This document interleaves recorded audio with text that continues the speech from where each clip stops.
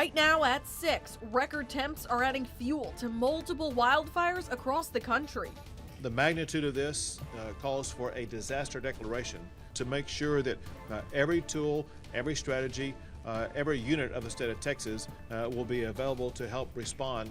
A closer look at how the nation is combating this oppressive heat wave. And with this high heat, the only ones busier than your AC are the ones fixing them. It's been hectic. It's been a busy summer. But is your air conditioning even broken? THV11's Frederick Price explains. And is your yard or your bill having a hard time keeping up with the elements outside? Well, there might be some tips for that. What you need to know at 6:05. Thank you for joining us tonight at 6. I'm Sarah Horbacewicz, and meteorologist Corrales Ortiz is with us in the Weather Center, monitoring those high temperatures we're seeing across the state. But exactly how hot is it? Corrales, it feels pretty hot. Yeah, I mean, we've been stuck in this heat wave for quite some time. Just look at those feels-like temperatures out there in the triple digits for many across the mid-south and central portions of the state. So I'll be having a check of that forecast coming up in just a bit. Sarah?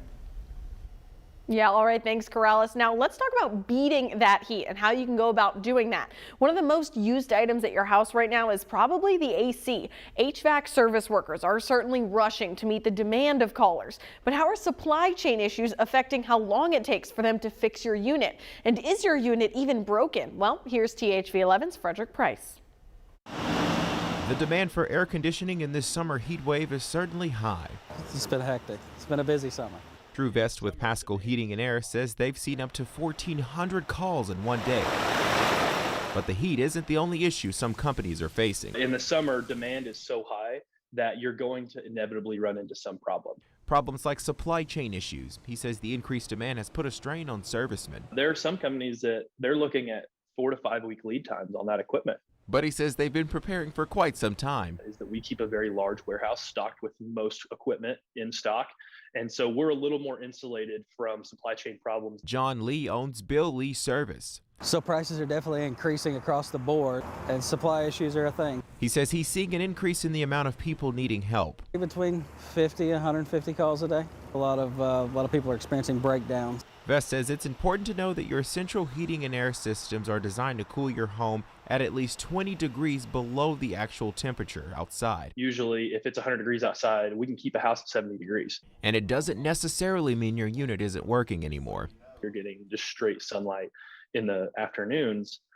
If your house gets up to 75 degrees, it's not necessarily a problem with your unit. It's just you have to realize that it's 104 degrees outside and that unit is working as hard as possible. He recommends creating what is called a maintenance agreement with your service provider.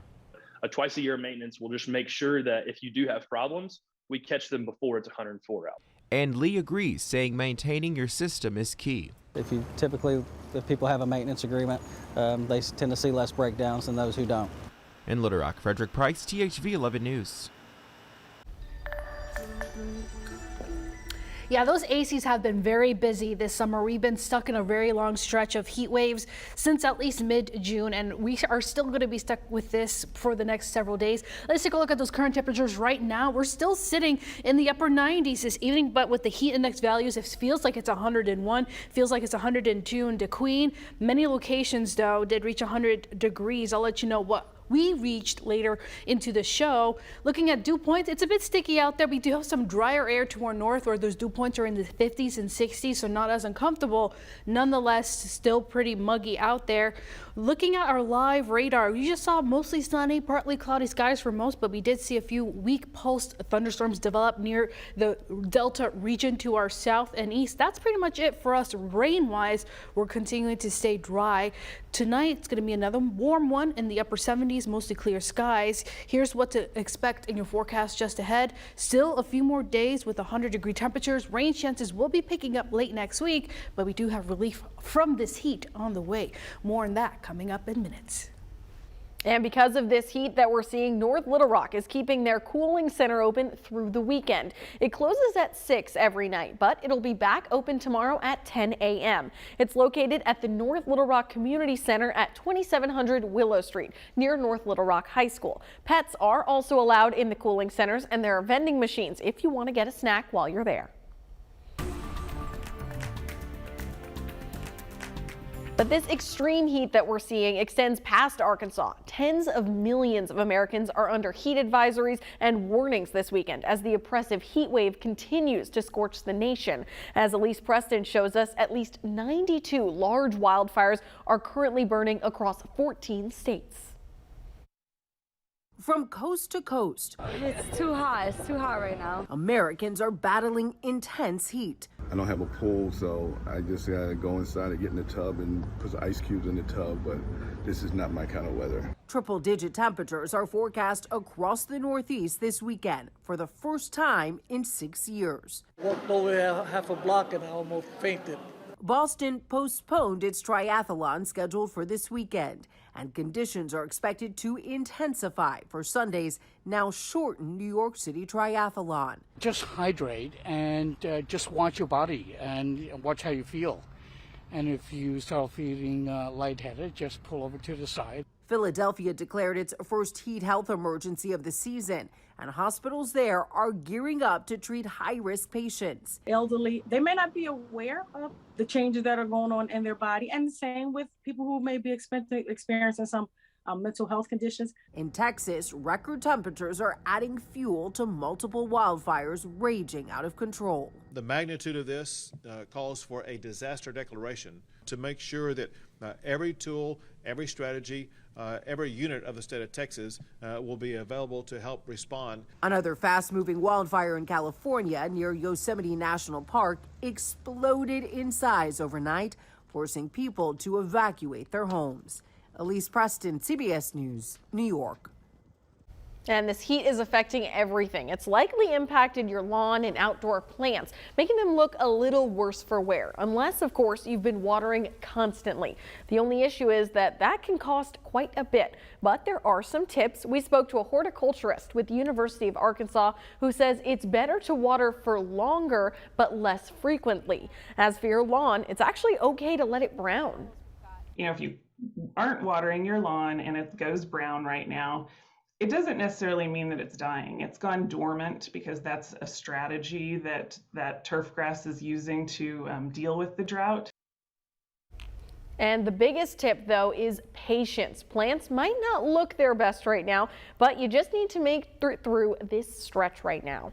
Meanwhile, Benton Utilities has asked customers to conserve water during this hot period, maybe watering your lawns every other day or taking shorter showers and limiting running water while brushing your teeth or washing dishes. Now, despite the heat, volunteers hit the farm today to pick watermelons for the hungry in North Little Rock.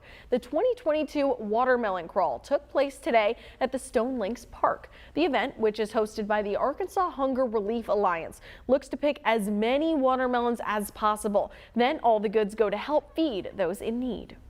The group here today is doing a great job of getting them picked, and they will benefit the Arkansas Food Bank through their distribution and go out to Arkansans in need.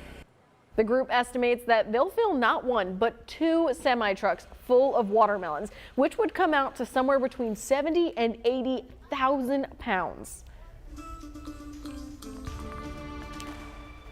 New tonight, an investigation is underway after a deadly plane crash in northeast Arkansas. One person died after a crop duster crashed this morning in Parkin, Arkansas. That's just east of Wynne and about 30 miles west of Memphis. No names have been released in this accident while police investigate and still work to get in touch with relatives. Now we turn to an update in not one, but 2 diseases spreading around the world. 2.5 years into a pandemic, people are still having a rough time trying to control COVID, and now monkeypox. Starting with monkeypox tonight, the United States recorded the highest spike we've seen so far in the latest report.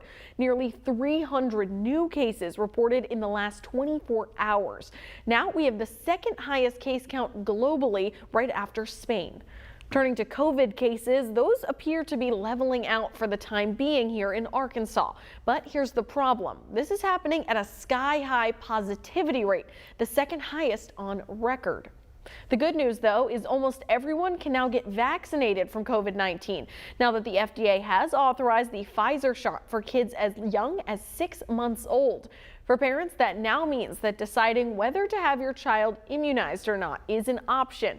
But the COVID shot isn't the only vaccine that parents are pondering. Tonight at 10, we're going to take a closer look at vaccine hesitancy and the steps one Arkansas mom took before having her little one vaccinated.